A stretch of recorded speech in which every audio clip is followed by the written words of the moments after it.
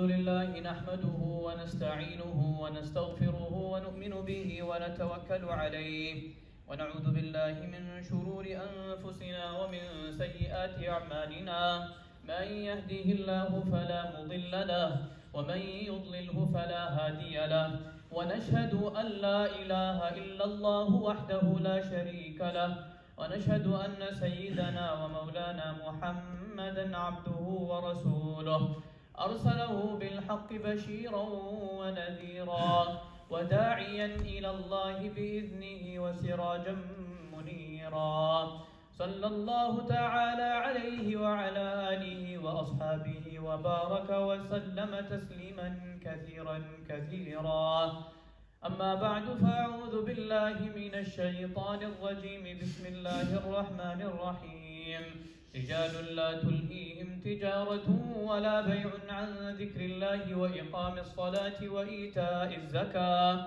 يخافون يوما تتقلب فيه القلوب والأبصار صدق الله العظيم وقال النبي صلى الله عليه وسلم الراحمون يرحمهم الرحمن ارحموا من في الأرض يرحمكم من في السماء أو كما قال عليه الصلاة والسلام. Respected brothers and elders, Allah subhanahu wa ta'ala has put for each and every single one of us on the face of this earth a person he is to look after, he is to look up to, and he is to take care of. And Allah subhanahu wa ta'ala has made each and every single man and woman responsible of certain things. And we have responsibilities. The moment a person comes into the world and he reaches the age of maturity, he has responsibilities. Certain responsibilities are connected to ibadat of Allah subhanahu wa ta'ala and the responsibilities to the deen of Allah subhanahu wa ta'ala. Other responsibilities entail the fact that a person needs to take care of the creation. So be it a person's family members, be it his children, be it his parents, right? Be it those that he has around him. And Allah subhanahu wa ta'ala has made a person responsible of certain people. On the face of this earth, Allah subhanahu wa ta'ala wants and He expects certain things. From the life of Rasulullah sallallahu alayhi wa sallam, accordingly, each and every single person has been given its own due respect. If it's a child, the child needs to be given its due respect in the form of ikram, in the form of looking after the child, in the form of caring of it for a child. Right? Even sometimes they mention a person when he has a child and the child is a handicapped child, on the basis of that, the parents take care of the child. On that basis, Allah subhanahu wa ta'ala forgives the parents. A lot of times it happens where a person will come on the day of judgment and those same children will be a means of paradise for that person to come and be saved from the fire of Jahannam. The ulama mentioned through the hadith of Rasulullah sallallahu alayhi wa sallam that even when it comes to a miscarriage of a mother who was pregnant with a baby and the child passed away, on the day of judgment, Allah subhanahu wa ta'ala will make it such where that child will come and beg in front of Allah subhanahu wa ta'ala that, oh Allah, you separated me from my mother on the face of this earth, but now I'm going to paradise. Make it such that you take my mother into paradise also. Right? Assuming that even she is destined for the fire of Jahannam. It comes in the narrations that with the umbilical cord, the child will come and drag the mother into paradise. Right, so each and every single person that comes on the face of the earth has certain respects that need to be given. Right, that's why ulama mentioned the respect to the elders and mercy, affection, being affectionate to the youngsters. Right, this is what Allah subhanahu wa ta'ala wants from a society and wants from a community. A lot of times we connect our deen to ibadat. And yes, we do find a lot of it is ibadah.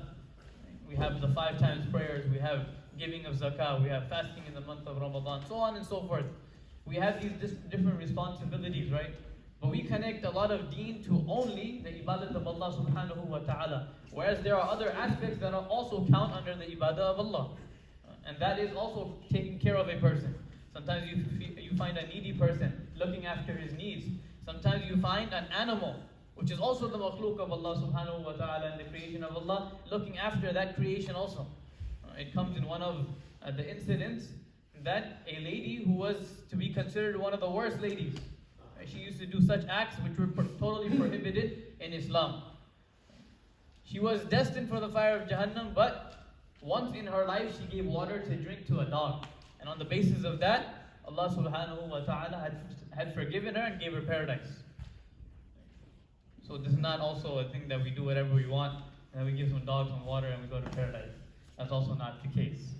Right? But the fact is that if a person shows affection to the creation of Allah subhanahu wa ta'ala, then Allah subhanahu wa ta'ala can and will also show mercy to that person. In fact, if you look, when we study in the madaris, in the final year, when we go in the 7-year ulama course that they have of Sharia, the final year, the first of the ahadith that they teach you, the first hadith, it's Ar-Rahimun yarhamhum ar-Rahman irhamu man fil ard yarhamkum man fis sama. Right? That Allah subhanahu wa ta'ala wants from us that we show mercy to the creation of Allah subhanahu wa ta'ala. And if you do that, then Allah subhanahu wa ta'ala will have mercy on you. Irhamu man fil ard yarhamkum man fis sama. Right? You show affection, compassion, and mercy to the creation of Allah subhanahu wa ta'ala, and then Allah subhanahu wa ta'ala who's in the heavens and His creation that are over there, they will look down after you and they will have mercy on you. So this is what we also need to focus on. A lot of times we have certain responsibilities that we overlook. Right? Sometimes we have parents. Ask those people who have lost their parents. Ask those people who have lost a loved one what they would do to get back those parents. But unfortunately, we don't realize the value of that until and unless we lose that. Just like any bounty that we have been given. We have the perfect body. Na'udhu billah, may Allah subhanahu wa ta'ala protect each and every single one of us. Something happens. And a person loses a certain faculty in his body. Their hand can't move, gets a finger cut off, whatever it is. And then the person realizes that when I had this, I didn't value it. Every single day when a person wakes up, he wakes up in perfect health. He wakes up with food on his plate. He doesn't value that until something happens and it's taken away. Right? That's why we need to thank Allah subhanahu wa ta'ala, and true thanks is through actions. Right? A person has parents, he has children that have been given to him. Right? So many people, right, they get married, years and years go by, they don't have any children. And every single day they make dua. Right? It's the mercy of Allah subhanahu wa ta'ala, and it's His wish. If He wants, He will give. يَهَبُ لِمَنْ يَشَاءُ إِنَاثًا وَيَهَبُ لِمَنْ يَشَاءُ الذُّكُورَ أَوْ يُزَوِّجُهُمْ ذُكْرَانًا وَإِنَاثًا وَيَجْعَلُ مَنْ يَشَاءُ عَقِيمًا. So some will cry day and night, they won't get it. And some, even when they don't want it, Allah subhanahu wa ta'ala will give it to them. Right? This is the system of Allah subhanahu wa ta'ala. Now ask the people what they would give when they turn 40 to 50 and they still don't have children, what they would give to have children. And this was also happened with the prophets. Right? Ibrahim alayhi salam made so much dua. After all of that dua, he had his son Ismail. So now when you are given these, what are we doing with that? When we are given these abilities and these capabilities, what are we doing with that? A person asks for wealth. He has not been given it first. 10, 15 years of hard work and dua. Then he's been given the wealth. What is he doing with that wealth? Is he spending it in the path of Allah subhanahu wa ta'ala? Or is he using it on things which are of the disobedience of Allah subhanahu wa ta'ala? So true value of the bounties of Allah subhanahu wa ta'ala come into play when a person actually puts his money where his mouth is. Right? It's easy to say that I will go to the house of Allah subhanahu wa ta'ala if I get a car, if all of these things are set in place. But when that true reality hits and all those responsibilities come to a person, at that moment it's the test of Allah subhanahu wa ta'ala. And that moment, is that person picking the house of Allah subhanahu wa ta'ala, or is he picking the dunya and things to fulfill his desires? Right? So these are things which we need to put into practice. And a person has this family that we have, the family system that we have within our deen, right, that's been taught to us. It's something which is of utmost importance. And if you look at the households who don't have Islam, who don't have the teachings of Islam, you see how totally different they are and how hard it is for them to function. And that's why you see that the child turns a certain age, he doesn't want to talk to the parents, even the way he talks to them is of disrespect. And unfortunately that has even crept into the houses of the Muslims. How much respect and honor has Allah subhanahu wa ta'ala given to a person's parents? That is mentioned that under the feet of the mother, meaning under the servitude of a person's mother, Allah subhanahu wa ta'ala has kept paradise. A person serves his parents, Allah subhanahu wa ta'ala will give that person paradise. And if a person doesn't and he disrespects the parents, then it comes in narrations that even the arsh of Allah subhanahu wa ta'ala shakes in anger, that how dare you disrespect your parents, no matter what happens. Sometimes they get of a certain age, and we know وَمَن نُعَمِّرْهُ نُنَكِّسُ فِي الْخَلْقِ. They get of a certain age, sometimes they might say things or do things which does not make sense. And definitely might not make sense. But because they're saying it, as long as it's not haram, فَلَا تُطِعْهُمَا وَصَاحِبْهُمَا فِي الدُّنْيَا مَعْرُوفًا. If it's haram, then you stay away from it. But aside from that, a person needs to obey whatever the parents are saying. Nowadays you find that the child has been given everything. Right? When the child grows up, right, for those that have children, especially the first year, the child keeps waking up day and night. In the middle of the night, the child will wake up. The parents will get up. They won't get angry, but they'll take care of the child. And then all of these years go by of so much sacrifice. Then when it's time to return the favor, right, the child does things which doesn't make sense to the parents. And once he wants to do something, he wants to do it. And there is no other way around it. And then the parents give in to that. Right? But then when it's time to, when the roles are reversed, right? When you're in youth and you have health and you have the capabilities and you have the abilities and you have the money, right? And when you're able to take care of those parents, then what happens? The parents go in the old age home. And many parents within the communities you'll find. And this is not the teachings of Islam. The teachings of Islam is you keep them with you, you serve them. The teachings of Ghayrullah and those people who are not following Islam is that you leave them. Right? But what happens within our communities, that the moment it's time to take care of the parents, no one wants to do that. That I'm busy. I was talking to another person the other day, and he was saying, oh, my father is sick. I'm going to make some time to drive over to him, which is just over the bridge, after 2 weeks.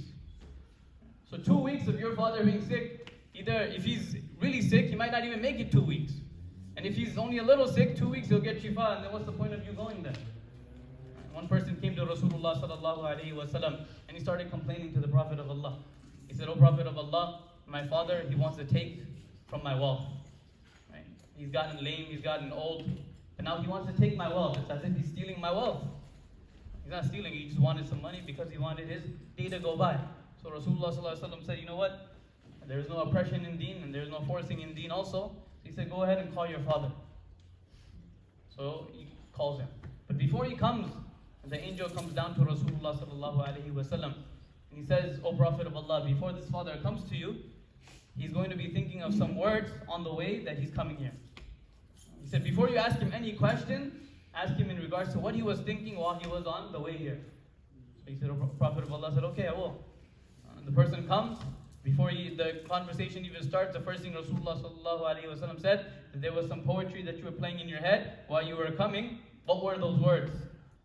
So before that person explained it, he said, "Ashhadu an la ilaha illallah wa ashhadu anna Rasulullah." He said, "O Prophet of Allah, this was something I was playing within my heart and my mind. How could you have known it?" He said, "This is a testimony to the fact that you're the Prophet of Allah and Allah subhanahu wa ta'ala is informing you through revelation." The Prophet sallallahu alaihi wasallam was not a person who knew the unseen, but he was given the information from Allah subhanahu wa ta'ala who knows the unseen. And so this is also another factor we need to pay attention to, because a lot of people get confused in certain attributes of Rasulullah sallallahu alaihi wasallam. So then that person comes and he said, "O Prophet of Allah, when I was coming here, I was thinking of the pages of life when I had my child and what I had to go through." He said, "غَلَوْتُكَ مَوْلُودًا وَعُلْتُكَ يَافِعًا تعل بما أجني عليك وتنهد وإذا ليلة ضاقتك بالسقم لم أبد لسقمك إلا ساحرا أتململ كأني أنا المتروك دونك بالذي تركت به دوني فعيني تحمل تخاف الرضا نفسي عليك وإنها لتعلم أن الموت وقت مؤجل فلما بلغت السن والغاية التي إليها مدام كنت فيك أؤمل جعلت جزائي غلظة وفظاظة كأنك أنت المنعم المتفضل فليتك إن لم تروا حق أبوتي فعلت كما الجار المجاور يفعل فأوليتني حق الجوار ولم تكن علي بمال دون مالك تبخل." He said, "O Prophet of Allah, when I was coming here, I was thinking that, I asked my child for something which was very insignificant. It was a little amount of wealth. It's not something I was overburdening him with. And I was just thinking that when he was born to me as a child, how much I took care of the child." He said, "I made my day and night one." He said, "I exhausted all of my energy and my efforts so that that child can be abroad." How many of parents work long hours and long days and long nights so that the children can be fed? Right? The father and the mother will make their day and night one so that the children can be at ease. The child cannot wake up, he has to sleep, even if it means that the parents have to stay awake. Then he said, the moment came where my child got sick. He said, "I remember one occasion when my child got sick." He said, I couldn't sleep. I was tossing and turning. What's going to happen to my child? Right? He's in this distress. He's going through these health problems. Right? He said, until he got shifa, he said, I didn't have peace and contentment in my heart. Right? He said, I gave all of these things for him. He said, I exhausted all of my energy and my health and my wealth, and I squeezed it out so that he can become the man that he is today. And he said, now when I need him to return just one favor, he said he wants to act like everything has been given to him by his efforts. He said, if I was to draw an example, he said, if you do one good action to your neighbor, that neighbor will be indebted to you for the entire life. But he said, my child, I brought him for how many years? I took care of him. I gave him food. I gave him shelter. He said, now the moment came. He said, I'm losing my health. I'm losing my eyesight. I'm losing my capabilities. But my child doesn't want to take care of me now. Right? So he said, this is what I was thinking. As soon as Rasulullah sallallahu alaihi wasallam, he heard this, right, he grabbed the collar of the child and he said, Anta wa maluka li abik. He said, you and whatever you own is your father's. Right? So this is what we also need to understand. That Allah subhanahu wa ta'ala has given us certain responsibilities and we need to carry out those responsibilities. A man, inna Allah ta'ala sa'ilun kulla rajulin amma star'a hafiza am dayya'a hatta yus'ala ar-rajulu an ahli bayti. Right? That each and every single person has been made responsible of certain people. Right? Just as the parents are responsible for the child when the child is growing up, not only the physical aspect but the dini aspects, just like that when the roles are reversed and the child becomes of age, right, and the parents go into old age, it's not that you just push them away. Right? I'm not saying that they're all going to be perfect. Right? We need to understand that when they do get of age, they're not going to do things that are going to be, there might be things which might displease you. It's not going to be perfect. But they also did that favor to you when you were young. And when you wetted the bed, or when you made disrespect, or when you started doing things which didn't make sense at all, they cleaned after you. They looked after you. They gave into your wishes. Right? A child, sometimes when he wants to do something, he just wants to do it. Right? So just like that, when the chapter of life turns, right, it will come back to you. And that's a test from Allah subhanahu wa ta'ala. That what are you doing? Right? Are you happy and are you living your own life and you're forgetting about all of these ihsanat and all of these good that these people did to you? Or are you going to return the favor for the pleasure of Allah subhanahu wa ta'ala? And what will happen? Allah subhanahu wa ta'ala himself will give that person paradise, and Allah subhanahu wa ta'ala will forgive that person. We make dua that Allah subhanahu wa ta'ala gives us the ability to value our parents and value our elders. Wa akhiru da'wana and alhamdulillahi rabbil alamin. Assalamu alaikum wa rahmatullahi wa barakatuh.